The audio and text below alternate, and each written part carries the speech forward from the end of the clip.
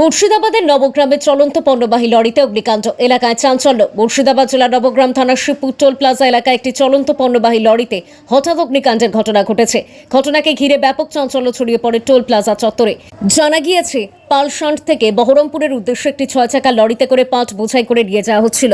পথের মধ্যে শিবপুর টোল প্লাজার কাছে হঠাৎ করে লরিটিতে আগুন লাগে। আগুন দ্রুত ছড়িয়ে পড়ায় আতঙ্কিত হয়ে পড়েন উপস্থিত টোল কর্মী ও স্থানীয় মানুষজন। টোল প্লাজার কর্মীরা প্রাথমিকভাবে আগুন নেভানোর চেষ্টা করলেও তা সম্ভব হয়নি। সঙ্গে সঙ্গেই খবর দেওয়া হয় দমকল বাহিনীকে। ঘটনাস্থলে দমকলের একটি ইঞ্জিন পৌঁছে আগুন নিয়ন্ত্রণে আনে। কী কারণে এই অগ্নিকাণ্ড ঘটেছে তা এখনও স্পষ্ট কিছু জানা যায়নি।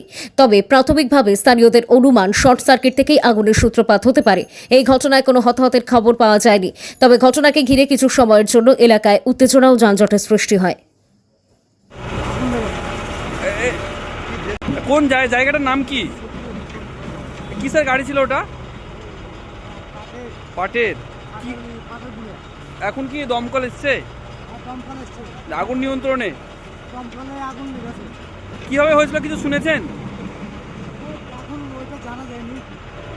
এখন আগুন নিয়ন্ত্রণে চলে এসছে শিবপুর টোল ট্যাক্সে। আপনার নাম কি?